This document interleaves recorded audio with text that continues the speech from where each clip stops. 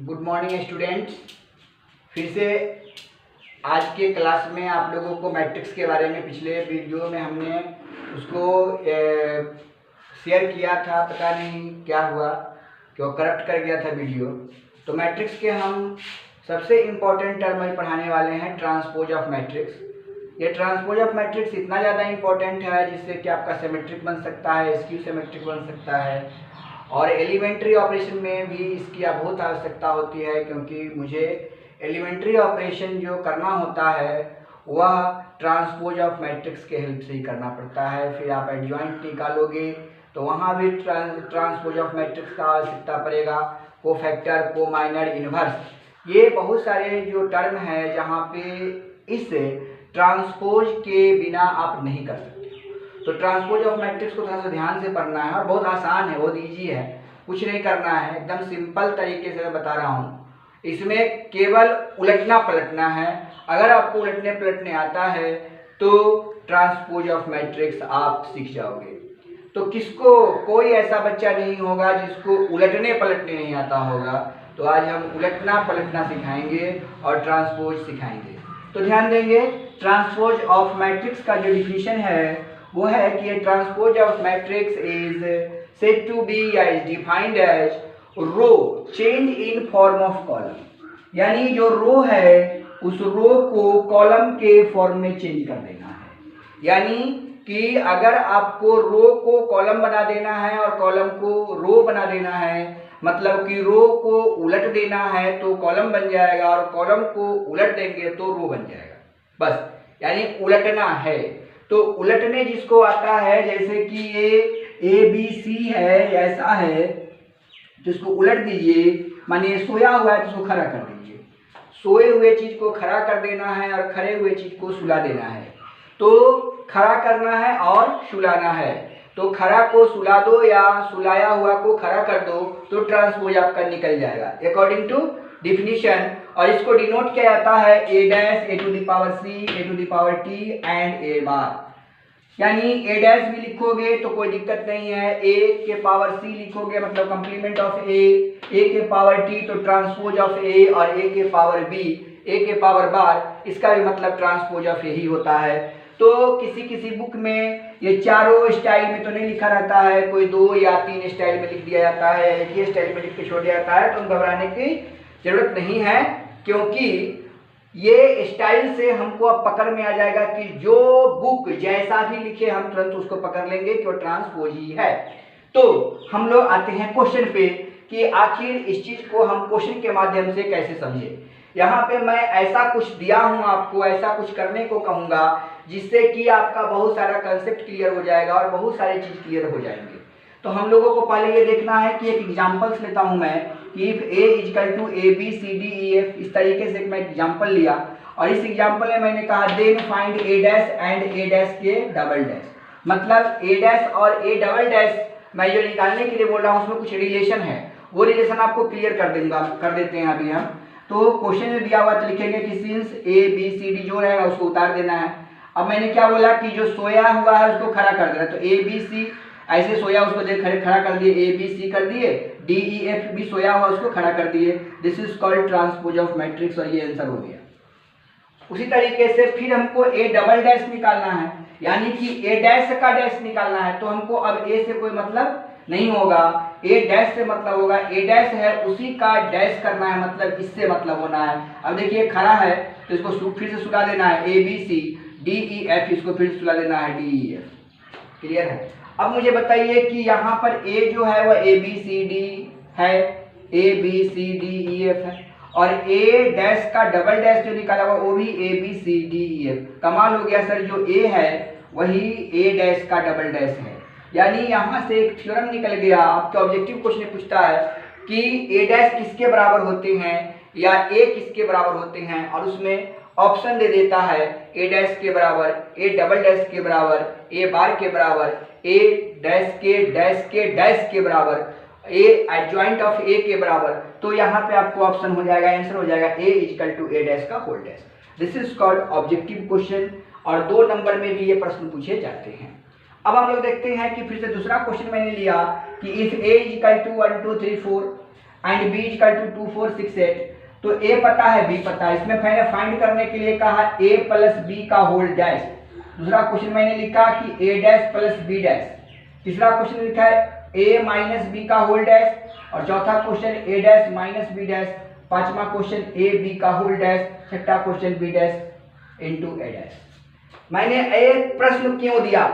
इस प्रश्न को देने के पीछे कारण है कि यहां से मैं दो दो क्वेश्चन को ज्वाइंट करके एक थ्योरम तैयार कर दूंगा। जैसे सबसे पहले आपको निकालना क्या है, डैश। यहां देखिए चिन्ह डैश का है, तो मुझे डैश निकालना है, इसीलिए मैंने ए भी ले लिया, बी ले लिया और एक रफ एक तैयार कर लिया कि ए हमको पता है तो इसका ए डैश निकाल लो, बी पता है तो बी डैश निकाल लो। क्यों? क्योंकि ए डैश और बी डैश की आवश्यकता पड़ेगी। तो आप जब क्वेश्चन सॉल्व करोगे तो जो आपको निकालने के लिए कहेगा, पहले ए रहेगा तो ए लिख देना, उसका ए डैश निकाल देना, बी रहेगा बी लिख के बी डैश निकाल देना, ताकि आपके पास मटेरियल तैयार हो जाए। और इसमें से क्या निकालने के लिए कह रहा है, क्वेश्चन देखते जाएंगे और बनाते चले जाएंगे। तो क्वेश्चन नंबर फर्स्ट है कि हमको चाहिए ए प्लस बी का होल डैश। तो पहले हमको ए प्लस बी निकालना होगा।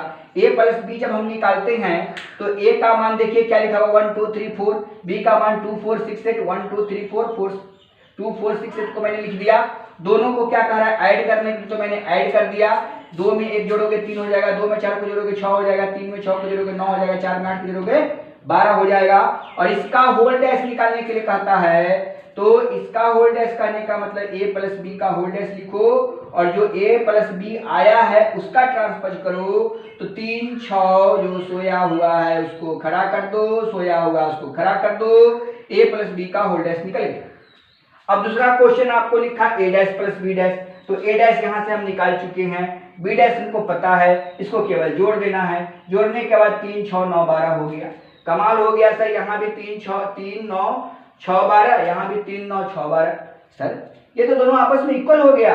तो मैंने लिखा that is first and second, या that is from first and second is defined as. क्या डिफाइंड हुआ कि ए प्लस बी का होल डैश जो होता है वह A dash plus B dash के बराबर होता है। तो यह एक थ्योरम तैयार हो गया आपके लिए कि आपके ऑब्जेक्टिव क्वेश्चन पूछेगा ए प्लस बी का whole dash equal to A dash plus B dash, या ए प्लस बी का ए प्लस बी दिया रहेगा और आपसे पूछेगा कि ए डैश प्लस बी डैश निकाल दीजिए। तो इसको निकालने की जरूरत नहीं है, सिर्फ उसका होल डैश निकाल दीजिए, दिया रहेगा और आपका आंसर आ जाएगा। तो ऑब्जेक्टिव क्वेश्चन में आपके प्रेजेंस ऑफ माइंड कितना काम कर रहा है, अगर वो अप्लाई आप कर देते हैं तो क्वेश्चन आपसे नहीं बचेगा, आपका आंसर आएगा ही आएगा। अब इसी के आधार पर आप देखिए ए माइनस बी का होल डैश है और यहाँ पर ए डैश माइनस बी डैश। तो कुछ नहीं करना है, इसमें केवल यहाँ पे माइनस का चिन्ह लगा देना है। तो यहाँ पे माइनस के लगाओगे तो यहाँ पे क्या हो जाएगा, माइनस हो जाएगा। अब यहाँ पे माइनस हो जाएगा तो ये प्लस वाला क्या बन जाएगा, माइनस बन जाएगा। और एक में से 2 गया तो आपको दिखाई देने लगा होगा -1 होगा। 2 में से 4 जाएगा तो कितना हो जाएगा, -2 हो जाएगा। 3 में से 6 जाएगा तो कितना बचेगा, -3 हो जाएगा। और 4 में से 8 जाएगा तो कितना बचेगा भाई, -4 बचेगा। अब जरा बताओ इसका a माइनस, तो यहाँ पे माइनस किया हो तो यहाँ पर भी क्या हो जाएगा, माइनस हो जाएगा। a माइनस बी का होल डैश। तो क्या करना है, जो सोया हुआ है उसको जगा देना है, यानी खड़ा कर देना है। अब -1 -2, तो -1 -2 कर दो, -3 -4 -3 -4। बिल्कुल आसान है, कुछ नहीं करना है। अब यहाँ पर क्या करना है सर, इसको भी माइनस कर दो, क्योंकि यहाँ भी माइनस वाला थ्योरम काम करने लगेगा, माइनस हो जाएगा। तो ये क्वेश्चन हो गया तुम्हारा 3 नंबर और ये क्वेश्चन हो गया तुम्हारा 4 नंबर। अब 3 और 4 तो ये साथ में सॉल्व कर देंगे। 1 में से 2 गया, देख लो कितना आया, -1। 3 में से 6 गया तो कितना आया, -3। 2 में से 4 गया तो कितना आया, -2। 4 में से 8 गया तो कितना बचा, -4। फिर से मिला के देखो, दोनों आंसर सेम आया। तो दोनों आंसर सेम आया तो एक नया थ्योरम बन गया। क्या, यहाँ पर लिख देंगे 3 और यहाँ पर लिख देंगे 4 और यहाँ पर लिख देंगे a माइनस बी का whole dash equal to a dash minus B dash.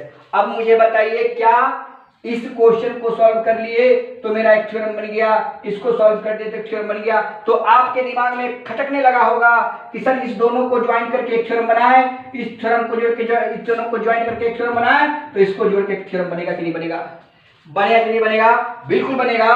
और यहाँ पर एक थ्योरम तैयार कर देते हैं हम कि एक नेक्स्ट थ्योरम हो जाएगा फ्रॉम 5 एंड 6। ये बना के आप लोग देख लेंगे, समझ में आ जाएगा।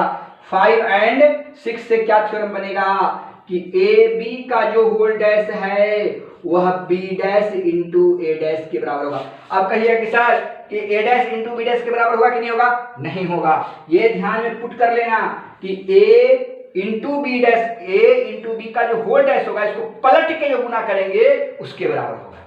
ये बात कंफर्म हो गई। तो यहां से मैंने ये 3 क्वेश्चन, ये 6 क्वेश्चन दिया था और ये जो क्वेश्चन मैंने लिखा है उस क्वेश्चन में अपने आप में एक थ्योरम है और इस थ्योरम को आप लोग को कंप्लीट कर लेना है। कोई भी एग्जाम्पल लीजिए, दुनिया का कोई भी एग्जाम्पल लीजिए, आपको रोकने के लिए हम नहीं जाएंगे और इसको आप जो जो हम किए हैं वो काम करके देखिए, बराबर आएगा ही आएगा ही आएगा, हर हाल में आएगा। अब इस पे हम लोग आगे क्या क्या इस ट्रांसपोज से कर सकते हैं, तो ट्रांसपोज से हम निकाल सकते हैं सिमेट्रिक, स्क्यू सिमेट्रिक। तो हम लोग देखते हैं सिमेट्रिक और स्क्यू सिमेट्रिक का कैसे हम लोग सॉल्यूशन करते हैं। देखिए सिमेट्रिक मैट्रिक्स, सिमेट्रिक का मतलब होता है उसी के जैसा, जो मैट्रिक्स हम लिए हैं उसी के जैसा अगर मैट्रिक्स कोई काम करने का आ जाता है तो उसको हम लोग कहते हैं सिमेट्रिक मैट्रिक्स। सिमेट्रिक मैट्रिक्स को डिफाइन जो किया गया है वो क्या किया गया कि जो क्वेश्चन था, जो क्वेश्चन हम देंगे अगर उसका मैं डैश किया और बराबर आ गया, this is called symmetric matrix. पहला बात समझेंगे हम लोग कि जो क्वेश्चन है उसको आप डैश किए और वही क्वेश्चन आ गया तो उसको क्या कहोगे? Symmetric matrix. सिमेट्रिक मतलब उसी के जैसा। अब अगर नहीं आया तो हम क्या करेंगे कि a प्लस ए डैश निकालेंगे और उसका a प्लस ए डैश जो निकला था उसका होल डैश करोगे।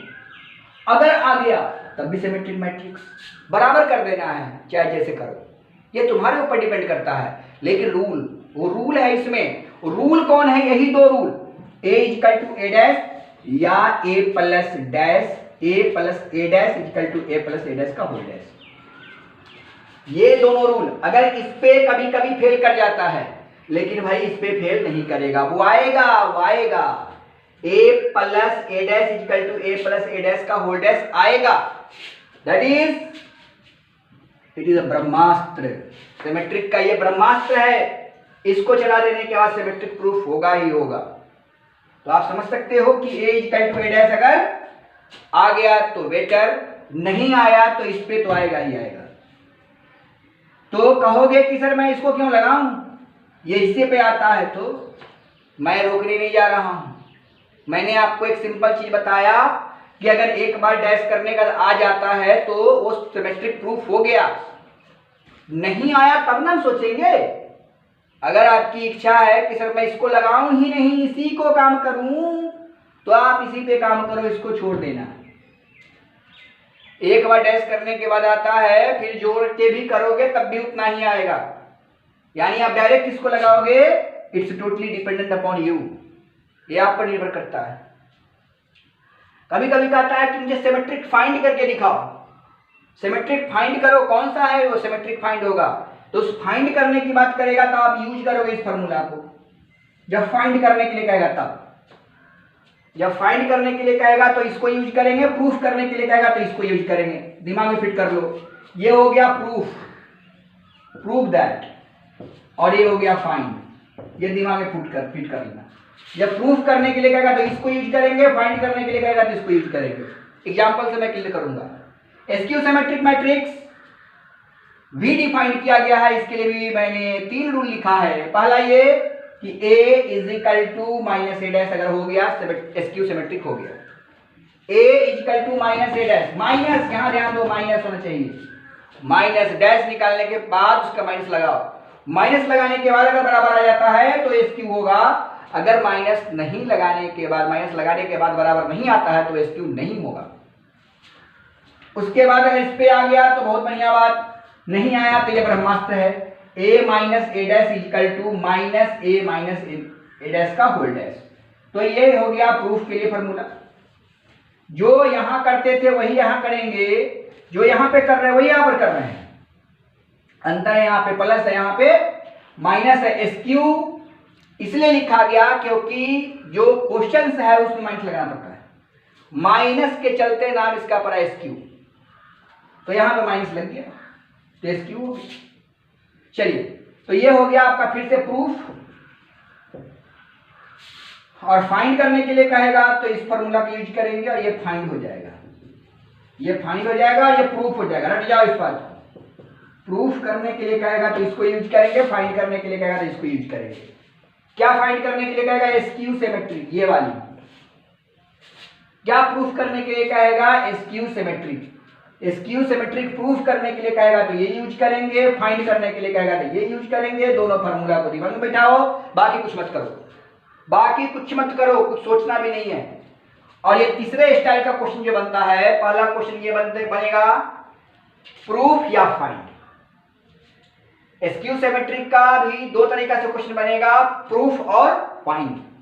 और तीसरे स्टाइल का जो क्वेश्चन बनेगा वो कहेगा कि sum of symmetric and skew symmetric. Sum of symmetric and skew symmetric दोनों को से जोड़ने के लिए कह रहा है। सम करने का मतलब जोड़ना होता है, जोड़ना। तो ये जो निकलेगा ना वो फाइंड हुआ सिमेट्रिक, ये फाइंड हुआ एसक्यू सिमेट्रिक। तो फाइंड करके नहीं जोड़ोगे यार, प्रूफ करने की तो कह रहा है, फाइंड करके जोड़ना है, सम करना है सिमेट्रिक का और एसक्यू सिमेट्रिक का, तो फाइंड करोगे तभी तो। इसलिए फाइंड का फार्मूला यहां, ये फाइंड का फार्मूला यहां, और दोनों को जो आएगा उसको इसी रूप में लिखोगे। ऐसा नहीं कि ला के दोनों को जोड़ दोगे, गलत हो जाएगा। ये रिप्रेजेंट करेगा सिमेट्रिक को और ये रिप्रेजेंट करेगा एसक्यू सिमेट्रिक को। जोड़ना नहीं है, ऐड नहीं करना है। मैं एग्जांपल दूंगा, आपको समझ में आ जाएगा। जोड़ना नहीं है, दिमाग में फिट कर, जोड़ना नहीं। जो रहेगा उसको अगर तुम जोड़ दोगे ना तो हाफ हाफ साफ हो जाएगा। यहां प्लस ए डैश, यहां माइनस ए डैश कट जाएगा, ए कितना हुआ? 2a हो जाएगा भाई, तो गड़बड़ हो जाएगा यहां मामला। इसलिए इसी रूप में लिख के छोड़ देना है। मैं एग्जांपल से क्लियर करके दिखाता हूं आपको, ठीक है? चलिए देखिए, अब हम लोग एक ही क्वेश्चन में यहाँ पर ले लिए हैं कि इफ a इक्वल टू 1 2 3 4। हम सिंपल क्वेश्चन लेते हैं कि आपको परेशानी ना हो। 1 2 3 4 ले लिए। देन प्रूफ दैट, पहला है सिमेट्रिक मैट्रिक्स, सिमेट्रिक प्रूफ करना है, skew symmetric and sum of symmetric and skew symmetric. ये चार इसमें क्वेश्चंस हो गए। हमको आपको एक पहला क्वेश्चन को हम दिखाते हैं सिमेट्रिक के लिए। तो ए जो है उसको उतार देना, ए डैश निकाल देना, 1 2 3 4 है तो इसको जो सोया उसको खड़ा कर देना, 1 2 3 4 लिख दिया मैंने।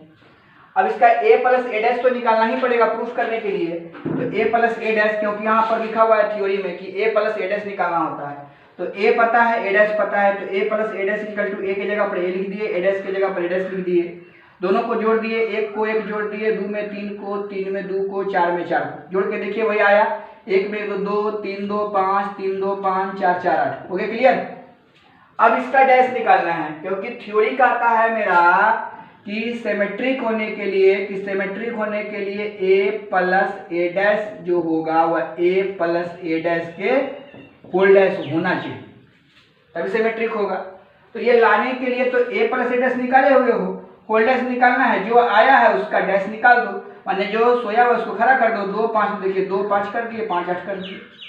आप देख सकते हो कि जो वैल्यू यहाँ आया है वही वैल्यू यहाँ आया है, डैश करने के बावजूद दोनों बराबर हो गया। यही तो रूल कहता है, ये चीज आ गया, प्रूफ हो गया, बस कुछ नहीं करना। अब यहाँ पर एसक्यू सिमेट्रिक, मैं दूसरा क्वेश्चन को ले लिया यहाँ पे कि सेकंड नंबर क्वेश्चन कि ए है, ए लिख दिया, ए डैश इसका डैश निकाल दिया।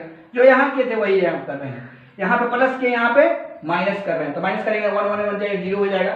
2 में से 3 जाएगा -1, 3 में से 2 जाएगा 1, 4 में से -4 जाएगा तो 0 हो जाएगा। इसके रूल मैंने लिखा है कि a माइनस ए डैश जो होगा वो माइनस ए डैश के होल डैश के बराबर है। तो पहले तो होल डैश निकालने की जरूरत ना माइनस लगाइएगा। तो मैंने क्या किया, ये जो a माइनस ए डैश यहाँ निकला हुआ था इसका होल डैश किया तो मुझे ऐसा रूप दे दिया। चलिए अच्छी बात, होल डैश। लेकिन जब तक माइनस नहीं लगाओगे तब तक रूल वेरीफाई नहीं होगा। तो माइनस लगा दिया, तो मैंने इधर माइनस लगाया तो इधर माइनस लगाएंगे, तो माइनस लगा दिया। तो 0 में माइनस लगाने से कोई फर्क नहीं पड़ता है, लेकिन 1 में माइनस लगाना पड़ेगा तो 1 माइनस हो जाएगा, माइनस माइनस प्लस 1 हो गया, 0 लिखा दिया। अब आप देखो कि ये वैल्यू जो आया है वही ये वैल्यू है, देखिए गौर कीजिए, दोनों इक्वल हो रहा है। अरे 0 है तो 0, -1 है तो -1, 1 है तो 1, 0 है तो 0, दोनों बराबर नहीं होगा। और बराबर हो गया तो इसी को हमने कहा कि ये भाई एसक्यू सिमेट्रिक प्रूफ हो गया। सिमेट्रिक प्रूफ करने आ गया, एसक्यू सिमेट्रिक प्रूफ करने आ गया। अब है फाइंड सिमेट्रिक। तो फाइंड सिमेट्रिक का फॉर्मूला क्या लिखे हैं, half into A plus A dash. A plus A dash मैं निकाल चुका हूं, तो तो फिर से निकालने की आवश्यकता है, हाफ लगा दो, a प्लस ए डैश का मान जो 2 5 5 8 है उसको लिख दो, हो गया काम खत्म, निकल गया। अगर ये बात नहीं रहता, केवल फाइंड सिमेट्रिक मैट्रिक्स होता तो ये सारी प्रक्रियाएं करना पड़ता हमको और तब जाके वहां 1/2 लगाना। लेकिन अगर ये क्वेश्चन में इतना सारा मैंने इसलिए लिखा क्योंकि जो जो आपको कहेगा उसको उठा उठा के रख देना है फॉर्मूला में, ये हो गया। अब फिर से मैंने लिखा कि and find SQ symmetric matrix, तो एसक्यू सिमेट्रिक मैट्रिक्स फॉर्म होता है half into A minus A dash, तो हाफ तो रह जाएगा, ए माइनस ए डैश का मान कहां से जाकर रखेंगे, कहां रखेंगे, देखिए आया हुआ है, ये मान है, इसको उठा के इसके जगह पर रख दिए और ये वैल्यू हो गया। तो ये सिमेट्रिक मैट्रिक्स फाइंड हो गया और ये एसक्यू सिमेट्रिक मैट्रिक्स फाइंड हो गया। आपको सम कहेगा करने के लिए तो हम क्या करेंगे, सम कहेगा करने के लिए तो कुछ नहीं करेंगे, इसी को एक लाइन खाली बढ़ा देंगे, sum of symmetric and skew symmetric, यहीं पे लिखेंगे hence sum of symmetric and skew symmetric matrix half into A plus A dash plus half into A minus A dash, यही हो गया।